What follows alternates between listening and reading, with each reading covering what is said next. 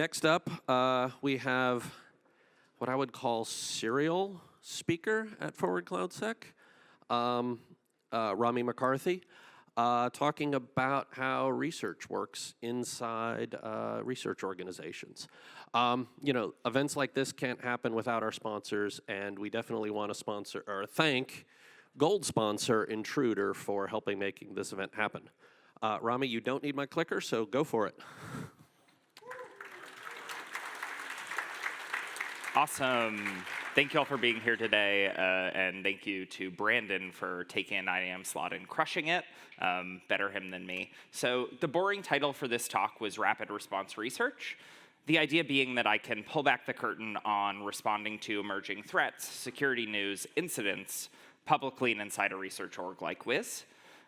The fun title is, and I would have gotten away with it too, if it wasn't for you meddling researchers. For folks who don't know me, I use a Scooby-Doo Slack photo in cloudsec forum, so this might help you make the connection. So where do we start?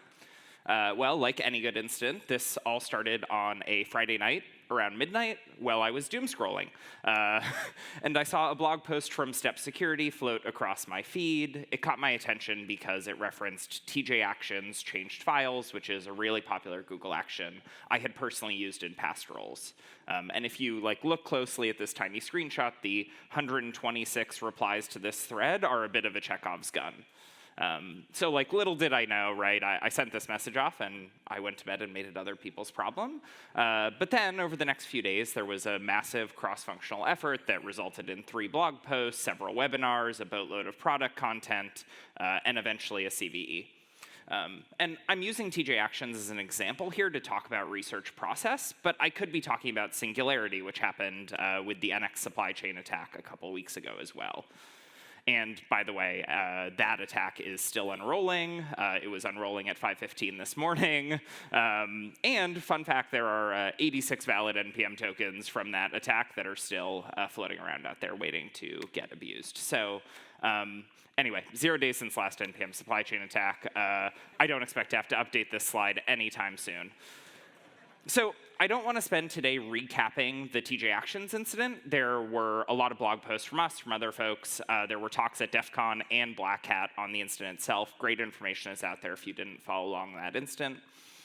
But still a quick summary to set the stage.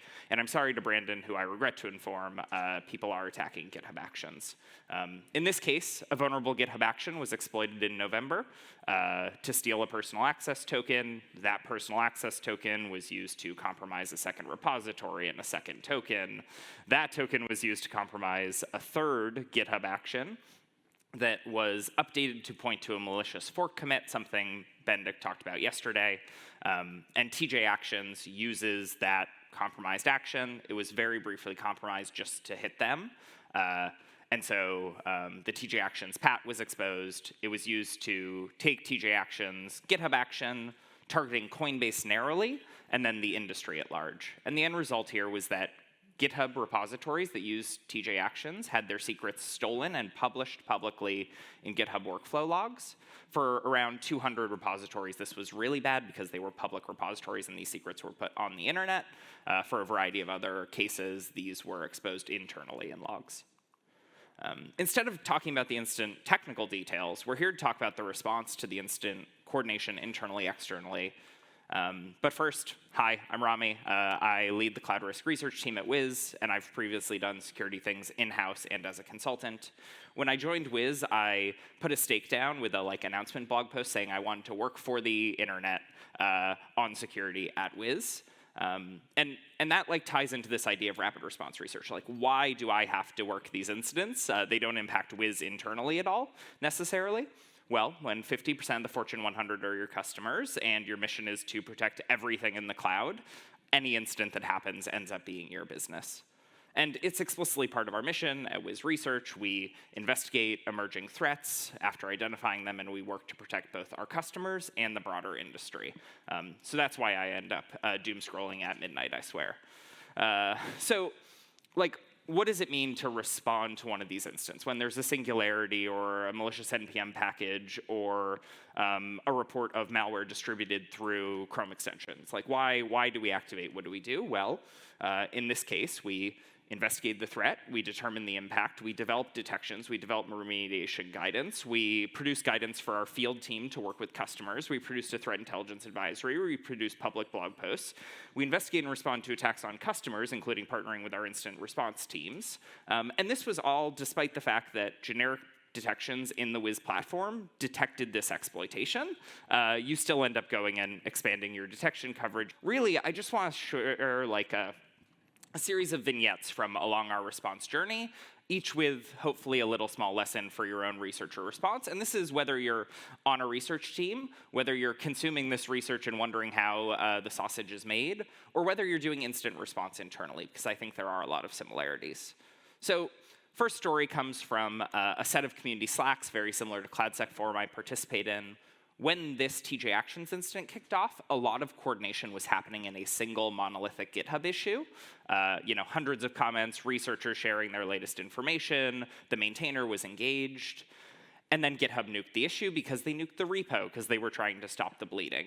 And so folks woke up the next day hoping to continue their investigation, and their entire log was in this public GitHub issue that was gone. And in this case, I got very lucky. I did not have foresight. I just had a tab open and was able to PDF up the issue and disseminate it out through my networks. But the lesson here is that I probably should have been more proactive here. Always be archiving. It comes up in instance in a lot of ways. You can't rely on data to remain accessible, especially when we're dealing with these instances on supply chains, on GitHub, on public registries. Things get cleaned up by both attackers and by responders. Attacker payloads were deleted, impacted repositories get cleaned up by responders, leads come in through Slack messages and then disappear into the ether. So lesson one is always be archiving. This next thing,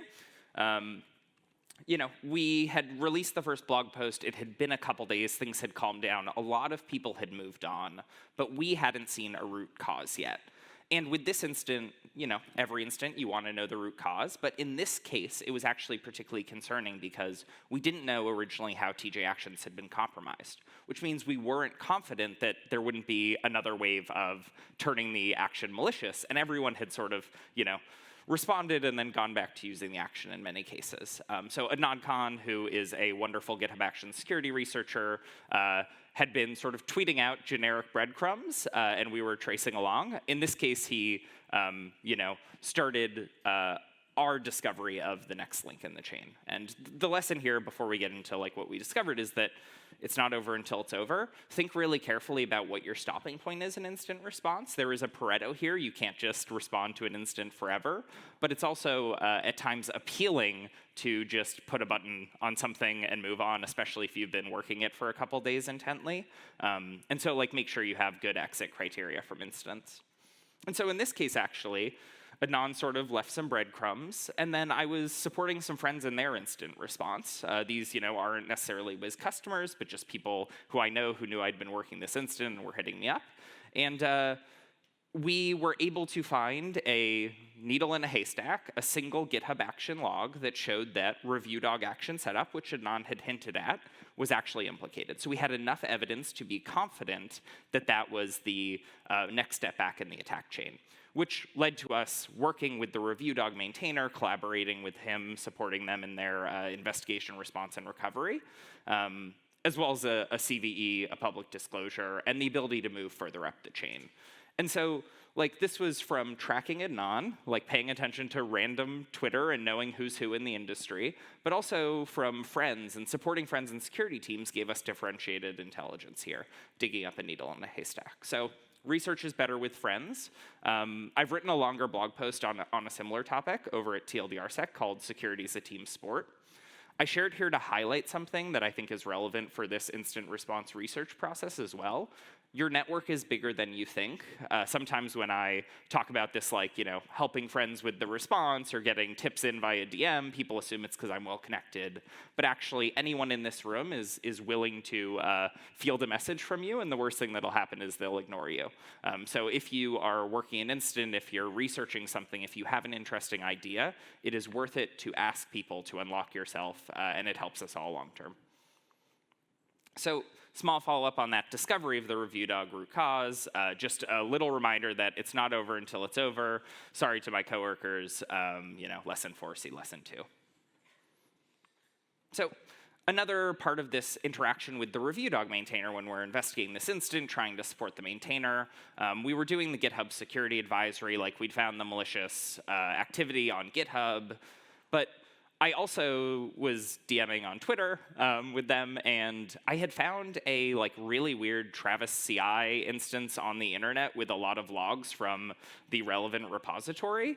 And so I sent it over to them because we'd been really looking for a specific nuance, the timing of when this tag update had been done, and that's not available in GitHub logs. And it turns out it was on this random Travis CI log that the maintainer was completely unfamiliar with. And going back to our lesson on archiving, I failed to take any screenshot of the proof of the time of the incident, and then they made all the changes in response, and it pushed it down below the feed, and I have no idea how to get that data back. The maintainer has never seen this system before. Good thing is, Google Dork, searching broadly can really pay off. There are a lot of different ways to get at this intel. But also, be careful about your archiving. And a little digression. So to explain the next thing I'm going to talk about, I have to quickly recap GitHub Firehose for folks who don't know. Very cool project called GitHub Archive makes sure that all public GitHub events are processed, parsed, and stored in a way that's easily consumable and investigatable. So all the things you can sort of explore through the GitHub UI, there's a data set of all of that data, and then various parties have made it available on both BigQuery and also on ClickHouse for really easy, free querying. In the ClickHouse case, at least, free. And this is like a tiny illegible screenshot, but just to show, that you can very quickly pull up, when were repositories created, destroyed, issues opened, branches opened. And so Adnan continued to break news in this case, and so I had the thought that I should start stalking his GitHub account. And so I just was monitoring the public GitHub Firehose, and it's really interesting to monitor researchers' activities on GitHub because you'll see them start watching repositories or opening issues asking for commit access or forking things, and then you can sort of go in and see what they're working on.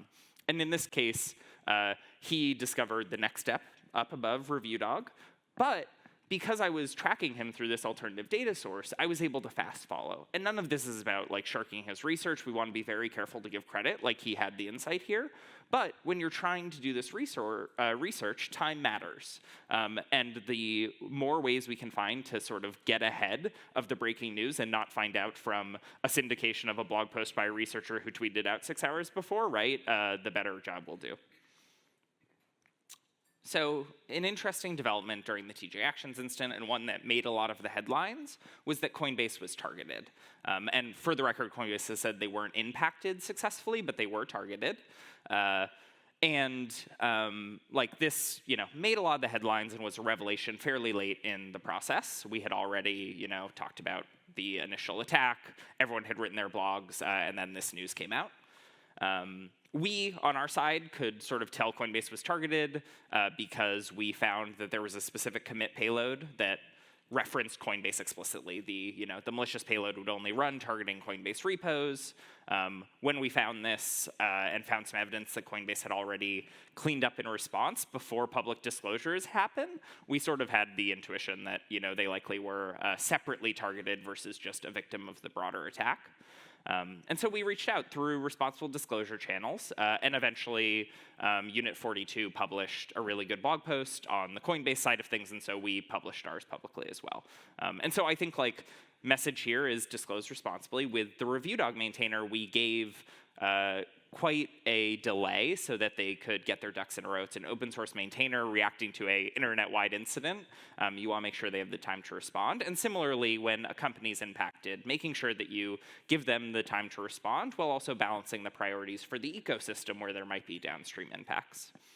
But if you look at the timeline from the blog post, these screenshots are all from the Wiz blog post on the incident. We actually kind of knew Coinbase was implicated almost a week before the news broke. So there was a comment buried in a thread on Hacker News from a random ClickHouse engineer who uses the GitHub Firehose a lot, who dug up that Coinbase was targeted left this comment. No one seems to have noticed it. No one discussed it. We started looking into it at the time, but basically we were prioritizing the broader ecosystem versus one targeted company. But it took 8 days for that to turn into like news headlines. And so again, lesson 5, look everywhere. During this incident, there was critical information in public tweets, Twitter DMs, Slack DMs, Slack messages, Hacker News comments, GitHub Firehose, right? Like information is everywhere, and building up your comfort with these tools ahead of time will really help you when it comes time for incidents. And making sure to look everywhere is a competitive advantage. Like in this case, my desire to read every single Hacker News comment really gave me a leg up. So another thing to talk about, and getting towards the end here, is Excalibur magic. So if folks have read Wiz research blogs, they may have seen that we often make these Excalibur diagrams, and I'm sure you all thought our wonderful brand and design team produces them. No, it is just us, and that is why they are ugly. And they are ugly, but they are functional. And so like, there's a lot of reasons to make a diagram. I think during incidents, things are often moving quickly, and folks build up a picture in their head of how everything unfolded, what the timeline is, what the sort of attack chain is. But we've realized that we weren't often seeing people take the step back and try and produce a visual. And the visual is really helpful because people don't want to read our really long blog posts always, especially if they're just trying to understand, like, what's the TLDR on this incident. And it's also been really good for us because by producing a visual, we find it gets syndicated out a lot. So we will have like media articles covering this incident, referencing everything but Wiz blog post, but including this Excalibur. And so for us, it's a really good use of time because it, it gets the information out, it summarizes it, it makes it more actionable. Ideally, long term, they will be prettier. And so, lesson 6, an Excalibur is worth 1,000 words. I think during instance, and especially towards the tail end of instance, consider booking some time in to create some sort of graphic artifact. It can be really helpful when you decide you want to give a conference talk, when you want to retro the incident later, when you need to discuss, promote, share, learn. These diagrams end up used in webinars, internal slide decks, shared with the field, shared with customers. So, sum it up. Lessons for rapid response research: security is a team sport. Collaborate, share breadcrumbs. I think researchers often take the tiniest little hint of alpha and hold it close to their chest because they want to eventually build it into something worth reporting. And there's a lot of value in putting information out there and letting other people build on it. And it all comes back around long term. And similarly, pay attention to the ecosystem. We've seen research teams that are very internally focused. They're very collaborative with their coworkers and their little circle, but they don't look at the broader ecosystem. And so they may not find that there are some people who are not affiliated with big research teams or who are not well known who are doing really interesting work on some of these incidents. Be responsible in your disclosure and consider that in all these attacks, working with open source maintainers is really important. I don't think we have any mechanism as an industry to provide support to an open source maintainer when they get implicated in one of these attacks. And it just is really hard to watch the pain and suffering that having an open source repo compromised if you're a maintainer seems to cause. Seek alternative data sources, archive your data. Excalibur is worth 1,000 words, and last of all, keep it fun. The slides are live already over on speakerdeck.com/RamiMac. And thank you all. Please go provide feedback. Questions, comments, concerns. So, first question from the Slack. How do you gather information online when data is starting to get more and more siloed, right? So Slack, Discord, Twitter, unavailable to search engines. Things get disappeared out of when people get upset and leave social media things. How do you find and archive and organize all of these things that you don't necessarily have a public URL to reference? Yeah, it's a great question. So how do we find data and how do we archive it are almost detached in my mind. In terms of finding data, I do think that we're approaching a more federated model, a more decentralized model. And so a big part of this is that every researcher has a different network, has access to different private spaces, security communities, whether those are signal groups, WhatsApp, Discord, Slack, friends, former coworkers. And then that's true within your own team and then also across companies. And so I think that like you have to be very open to your blind spots and willing to take lead from other folks. This is the looking out at the ecosystem. So in terms of finding this decentralized data, Google still indexes a lot. You should be in the high signal communities for security. I think as security engineers, our success often lies on some of these private communities or semi-public spaces. cloudsec forum obviously being a big one where when any of these incidents happens, you'll have a couple researchers who are working on it available for questions and support. In terms of archiving the data, I focus really heavily on just getting the data stored and not worrying about sorting, indexing, optimizing. I think for me, it's very much like I will take screenshots, I will take messy data. We have LLMs now, they can process it later. I can organize it into like a beautiful graph later.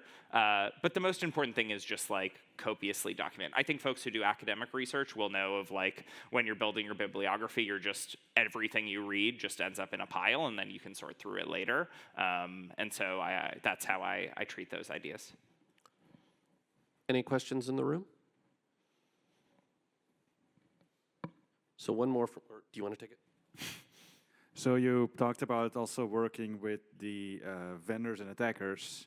How often did you get into discussions with them about like how much detail you're going to be publicly releasing versus keeping private? Yeah, I think it's important to have consistency as an organization, as a research organization, right? Like you don't want to be litigating those details internally, and certainly externally. It's always an it depends here. Our bias is to share publicly. There are research teams that produce threat intelligence that goes straight to customers in like 60-page PDFs under an NDA. For the most part, we strive to put everything we can that is, not going to be harmful to anyone out. But we also really tend to avoid naming victims in a lot of cases. We don't really want to put the focus on like the specific 200 repositories that were compromised, especially in cases like this where that spotlight could concretely introduce risk. So we try and talk about metadata and metrics for impact, but for the like how things happened, generally we're able to share pretty much everything we know. We are careful with trying to wait until we're really certain. At this point, especially for Wiz Research, we are lucky to have a reputation in the space, but it also means that we need to be very careful with what we say because it will be attributed and trusted as something that's very vetted, even if it's like a single researcher shooting out a tweet. So for example, in this case, weeks after the incident blog post had landed, I ended up putting together like 5 additional breadcrumbs that we never ended up following up on and sharing them out through some of my personal media just to try and make a little space for some of that lower fidelity information while still getting it out to all the researchers who'd been working on this incident across companies are well connected to me and then could potentially benefit from that data and take it further forward. When did you finally put a cap on the incident? I would say that when I finally published that set of breadcrumbs, it was me putting it down and saying, I'm not going to be paying attention to this unless I get another DM. It's important that we archive this data. Giving this presentation also is like, now I have some fresh reminder of some of this process. And I've given technical versions of this presentation as well, so I can always reload it back into my brain, but this point's been evicted in favor of the 3 more recent NPN supply chain attacks.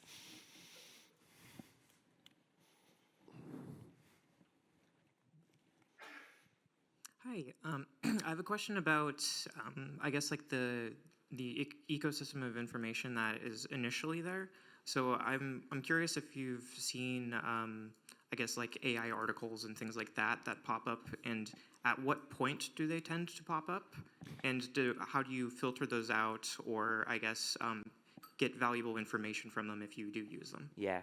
It's a great point.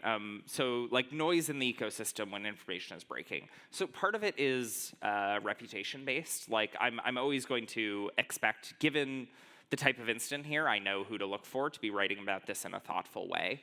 I will say I haven't seen a lot of early AI slop. It mostly comes out as rewrites when some of the major research teams publish. You see a lot of syndicated rewrites.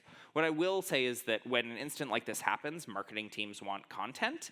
And so you have research teams producing research, and then you have many companies where there's a marketing team producing something.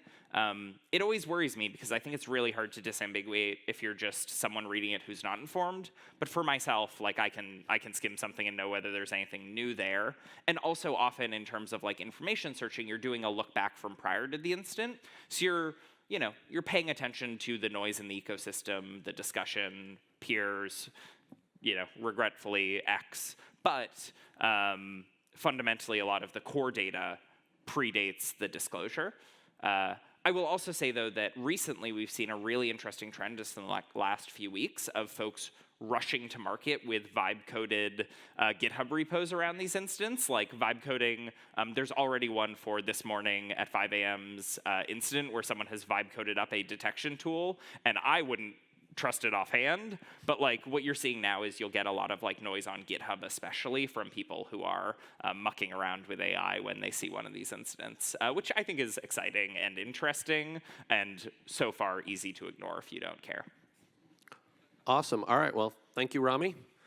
See you again in next Forward cloudsec.